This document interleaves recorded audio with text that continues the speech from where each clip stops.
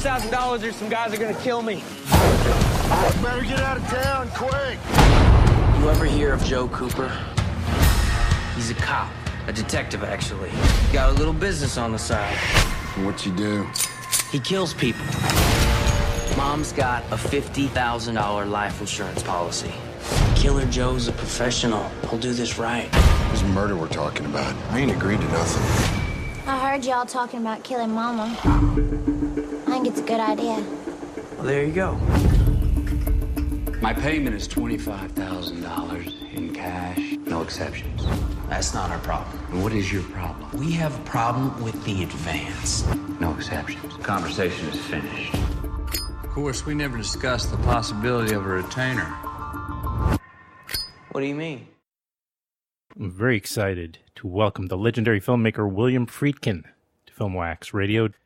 One of the first films that was on my radar as a preteen was The Exorcist. Not only didn't I see the movie in a theater as a kid, I have very clear memories of the news reports at the time of people having nervous breakdowns and violent reactions upon seeing The Exorcist.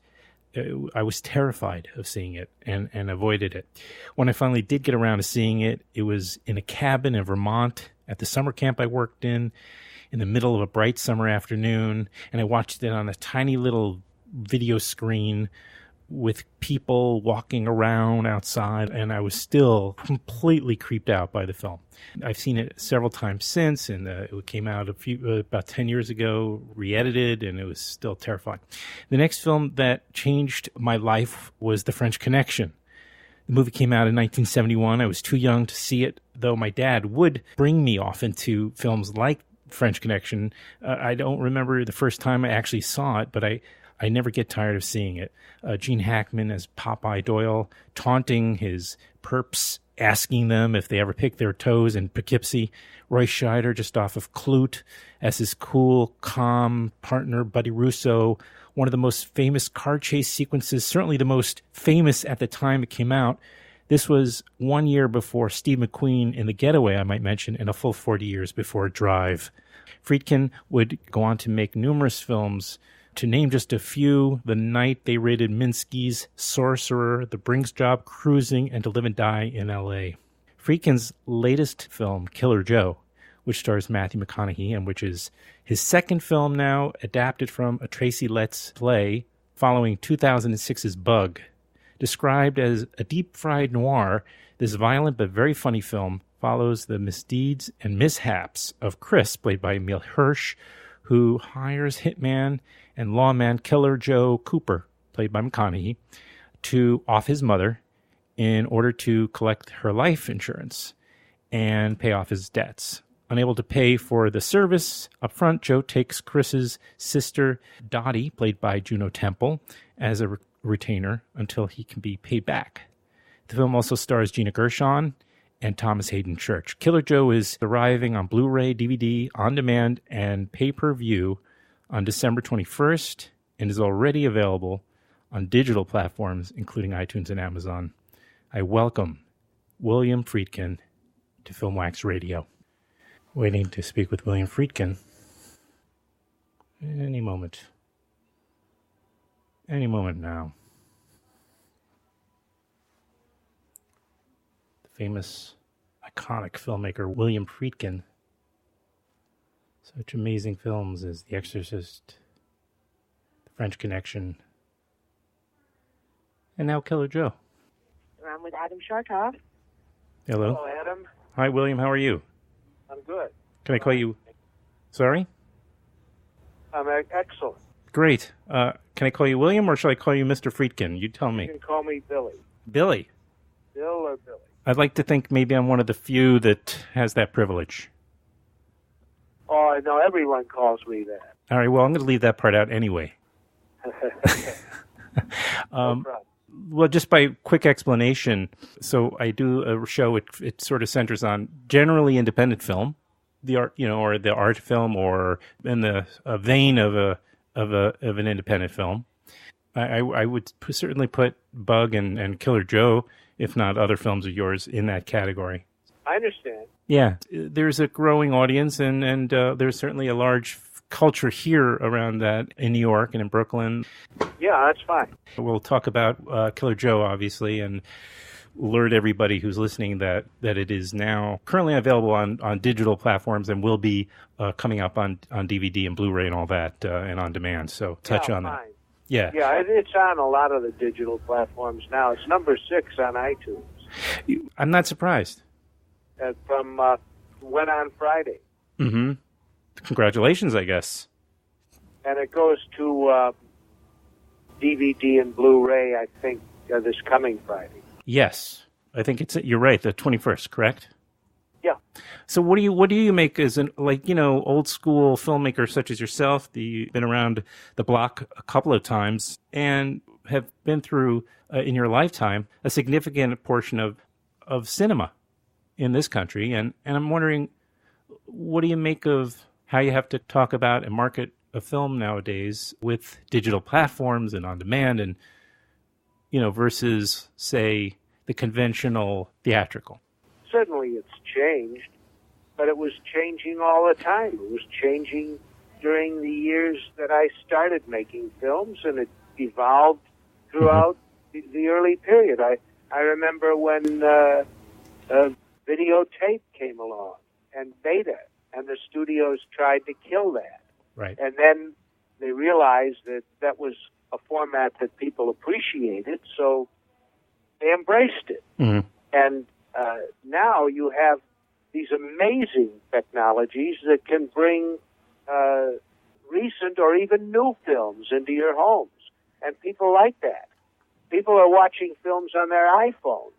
I mean, I think that the filmmakers may have to adapt.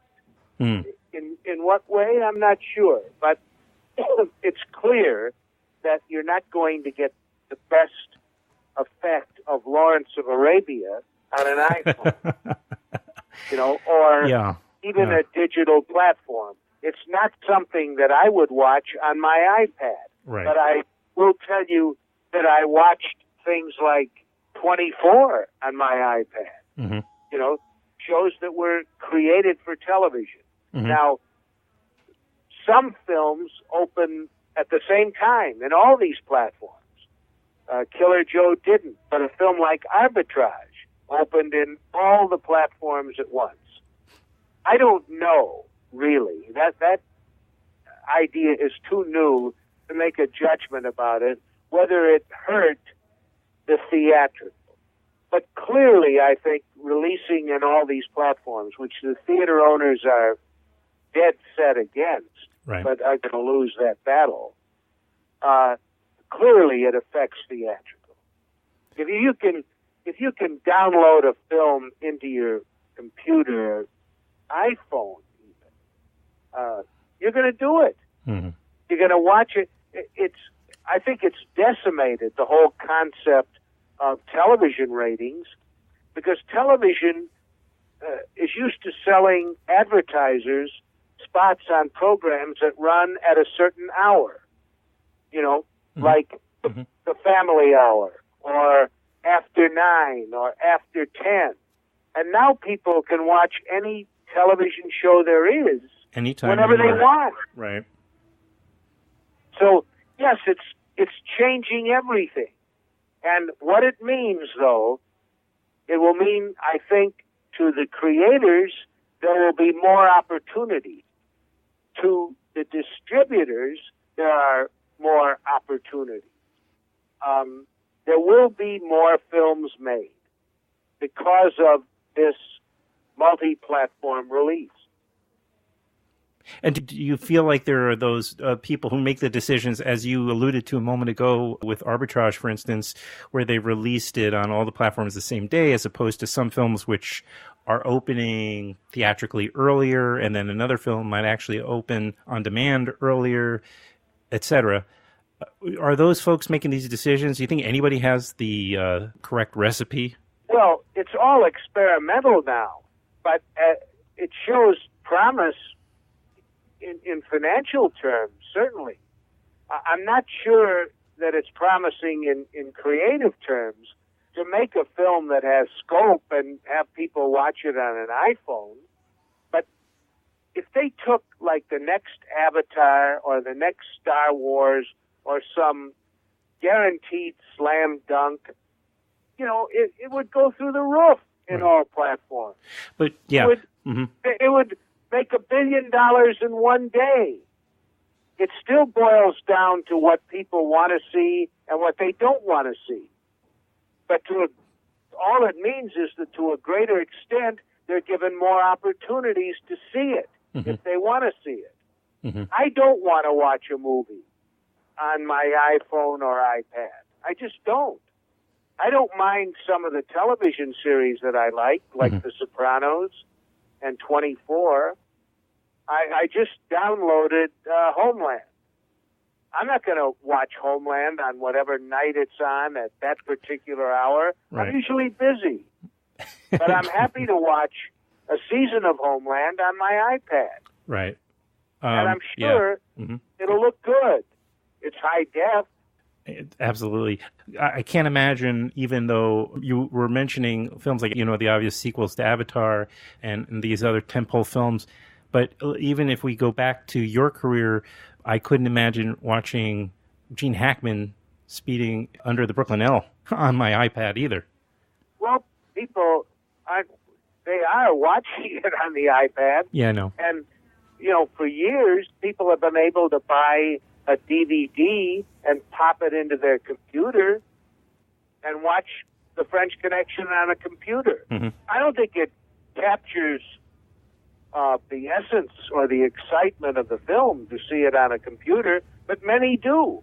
Very true. So now let's talk about the last couple of films that you've made, which have been within this period of technology that we're talking about.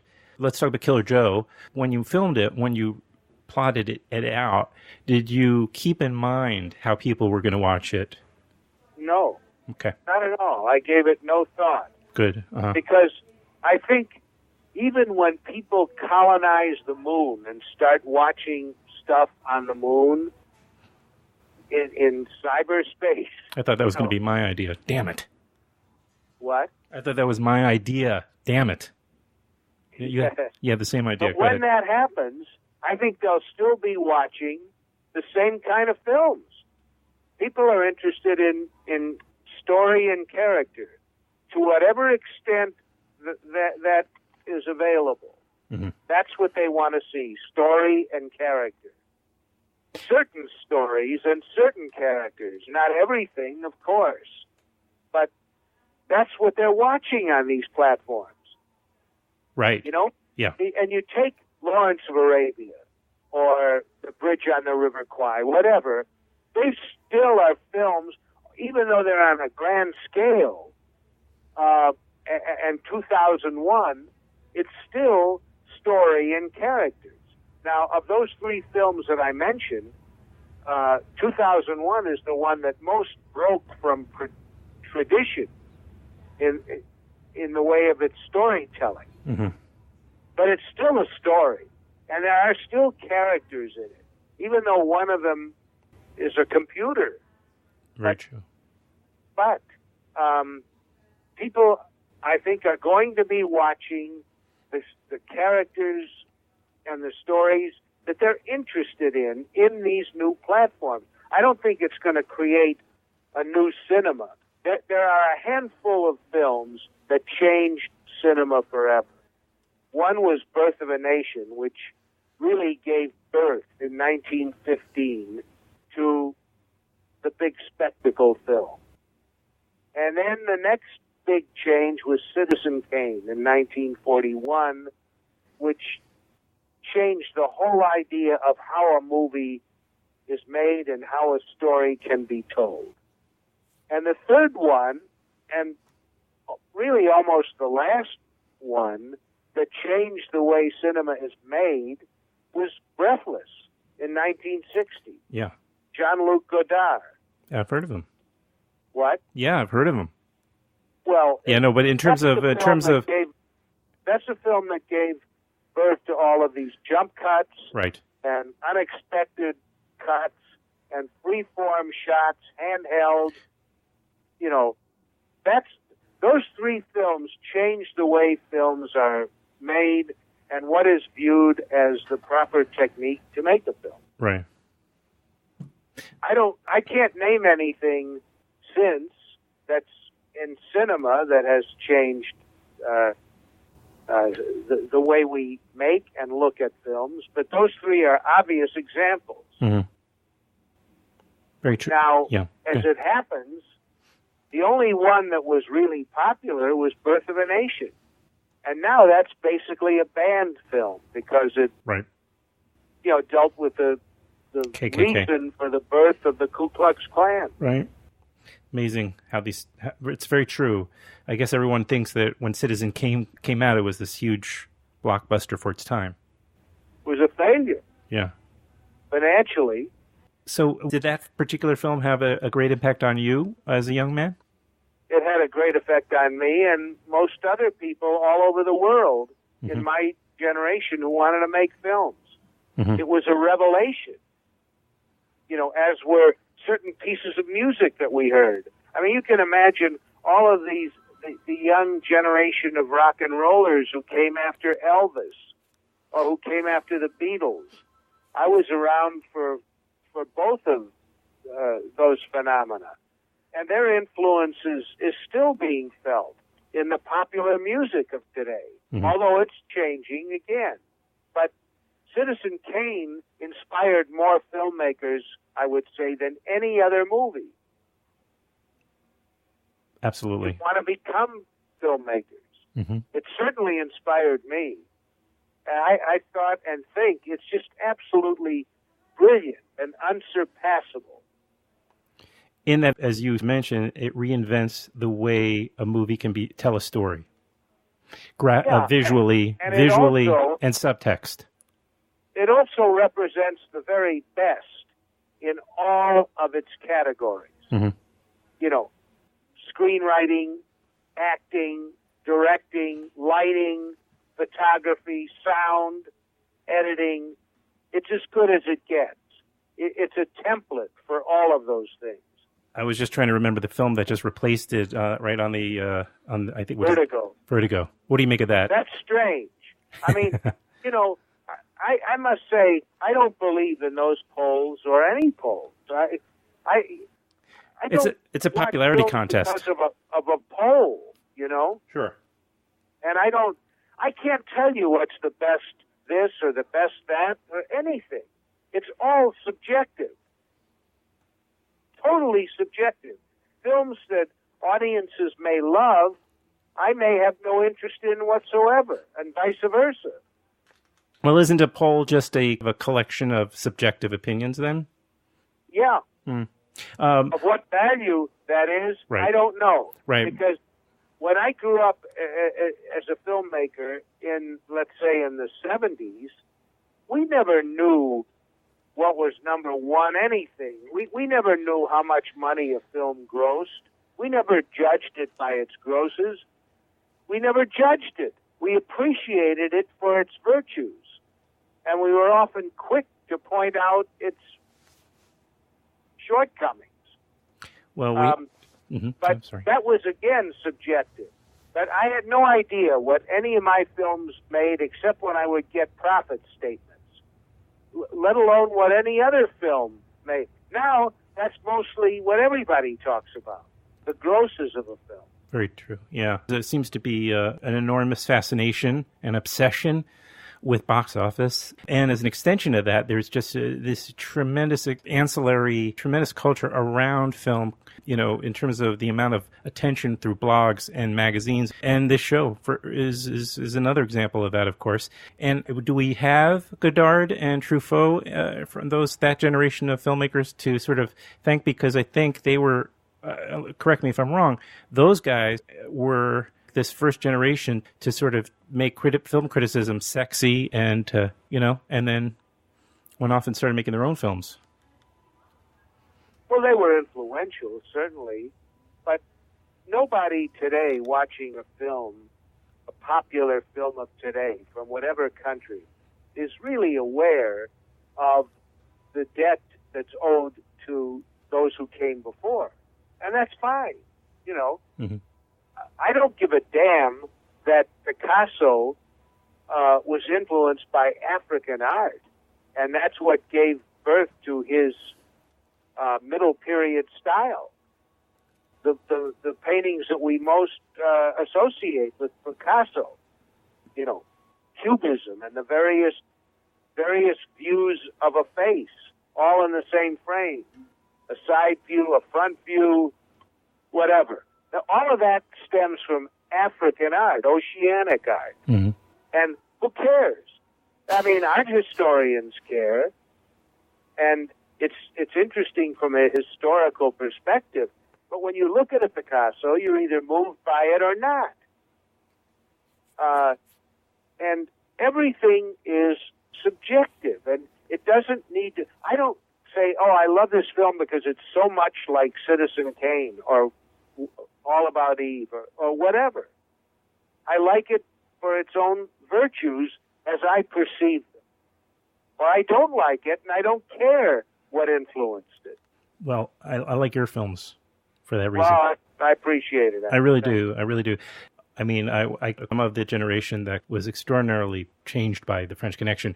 But if I go even back further, when I was a little kid and The Exorcist came out, and we were all terrified, not of the movie, that we didn't even get to that point because we were too young, but I don't think it was planned out, unless I'm wrong. But there was this incredible marketing sort of a success that happened with it, where you would hear on the radio and on television all these people that were having nervous breakdowns and, you know, getting sick in the theaters from watching at the screenings. Well, I don't know how many actual incidents of that there were, but they were usually all reported.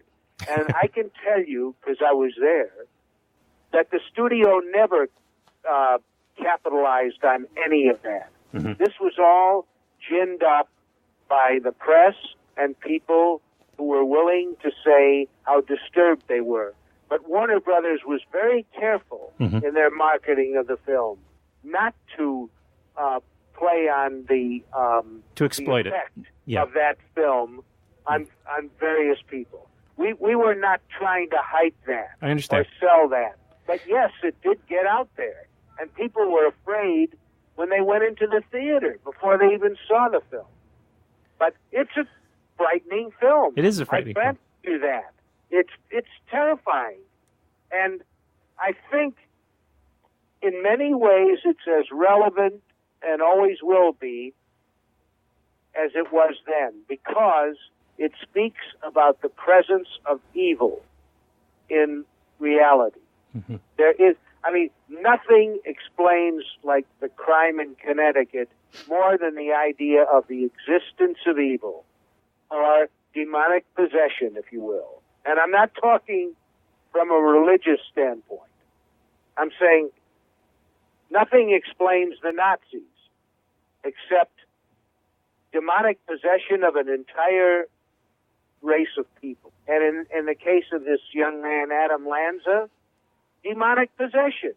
They'll search forever for some little clue that triggered him off, something that pushed his button. But there is no something. This was not a reasoned act of vengeance. This was the existence of evil, as was Columbine and Aurora, Colorado, and all of these acts that people do that we're not even aware of on a daily basis, just the existence of good and evil in everyone, and sometimes evil wins out. And you could call it the devil for short, but I don't want to put it on a religious basis. I understand. You know, but it is a fact. There is no reason.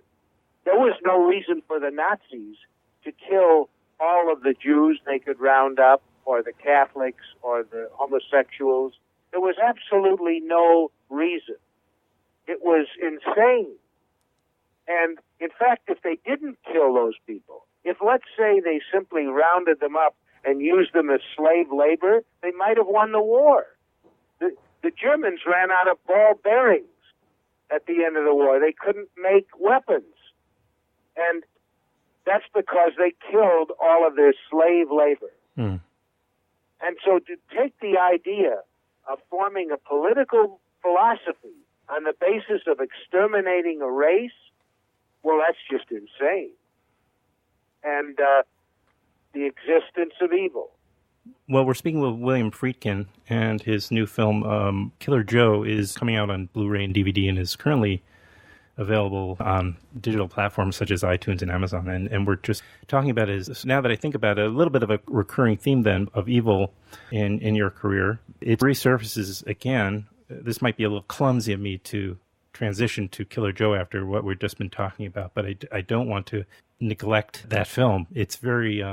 it's a great film. It's very entertaining. It's just so great to see you're making such strong films, and that you continue to have fresh new things to say in new ways. I mean, even though both Killer Joe and Bug are both adapted from plays by Tracy Letts, correct? Yeah. But they feel like very different worlds and almost different directors. I'm wondering what continues to inspire you.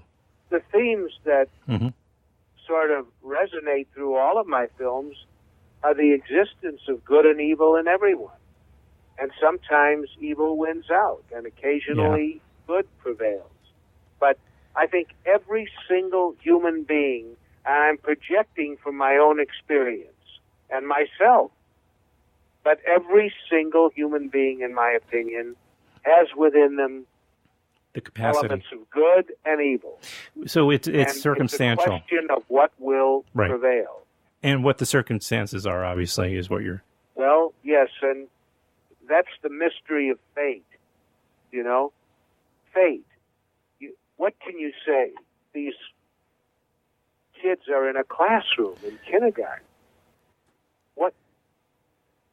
Fate.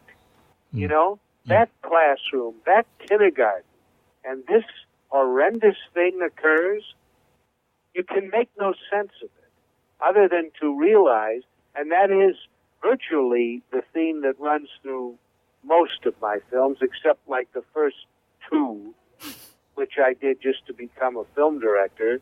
But even going back to my early documentaries, it was the theme that interested me, the coexistence of good and evil in everyone. And this constant struggle for our better angels to prevail. By the way, you have grown children, I assume? And yeah, I have two grown sons in their late 20s, and one is just turned 30. Okay, so I'm going to guess in this day and age they may not even be parents yet. They're not parents yet. One of them is about to, one of them just engaged. Oh, congratulations. Well, yes, to him. You know. Yeah, I like his fiance very much. We see them all the time. We're very close to them. I ask only because, not that certainly anybody can co-opt the experience that or the episode that occurred this last week that we've been talking about in terms of the violence, but as a father of a child roughly the age of some of these kids that were just killed, I've been in a bit of a funk myself, and of course, yeah, of course. Yeah. I mean, and you have to get your mind off it if you can. But what can you do? It's all about fate. Call it what you will, God, fate, whatever. I don't know what gets people through that sort of thing, and certainly when my kids were growing up and I was taking them to school, I never thought about this. You know, clearly there were other incidents before this. That guy Charles Whitman, who went up on a tower in Austin, Texas, and shot, 13 people, you know, with a high-powered rifle. There have been other incidents, but it was not as pervasive. And I think there's a lot of copycat stuff. I think, but I don't know. Yeah, it seems to have opened the door to it. The accessibility of weapons, I suppose there's a number of colliding explanations or rationale for it, but... to me, the explanation is evil or the devil. And I think the kind of dialogue that takes place with someone like Adam Lanza and the devil is that the devil says, go ahead, do it. Pull that trigger. Kill them all. You will be immortal. Your name will be remembered forever. And this is a kid who probably would not have left any footprint in life that he was here. Mm-hmm. And I think some people feel so left out of, the merry-go-round or the carnival of life, and they feel a desperate need to transcend their mediocrity or their, whatever they perceive as their lack of gifts. I think it's something like that, but I'm only guessing. But I know there's no particular... This kid, he didn't even know any of those children. He didn't know their teachers. They didn't know him. That's true. There's usually some connection, however faint. Well, like the kids in Columbine. Right. Dylan Klebold and Eric, whatever his name was. Those kids had grudges against some of the kids in their school. Mm-hmm. And they thought that was the way to equalize. Well, again, I can only say thank you very much. I really appreciate you giving me so much time of your time. Are you coming? Thank you, Adam. My pleasure. We're continued good fortune. With everything. I appreciate it. Thank you. Your writing and streaming. Keep on dreaming and keep on streaming. And scheming. Yes, and scheming too. Right. Are you coming through New York with the... I have no immediate plans, but I expect to because my book comes out April 9th. Oh, well, to published by HarperCollins. Oh, do tell us the name of the book, and so we can also include... The book, it's a memoir that it's taken me 3 years to write. It's called The Friedkin Connection. You can go on Amazon and you can see it. It can be pre-ordered, and you can see the cover. Uh-huh. I'm not suggesting that anyone pre-order it, but I'm saying you can see the cover on the announcement of its publication. It's being published by HarperCollins on April 9th. No, I'll say it. If you're listening, you should pre-order it. It's going to be, obviously, full of great... Well, I don't know about that because it's much cheaper than it will be when it goes on for sale. I see. It's cheaper to pre-order them. I see. So wait till it's... you can order it, not pre-order it, and it'll be available also, obviously, for the same iPad that you can watch, that you can download or stream Killer Joe on. I'm going to do an audio version, and I suspect there'll be an iBook version where you can read how I describe, certain scenes and the way I shot them, and you can push a button and watch the scene. Like you say, I think there's these remarkable ways that the technology helps to only further engage your fans and to embellish the experience. Yeah, that's exactly true. And I appreciate these new technologies. I agree. Appreciate talking to you and anxious to hear any feedback from the people who are listening to it. Well, I will get that information to your peeps over there. And Great. All right. Thank you, Adam. Thank you very much, Billy. God bless. Okay, thank you, Billy. Bye. Bye-bye now. Not bad. That was my conversation with Billy Friedkin here on Filmwax Radio, a special on-demand weekly edition. Thank you very much.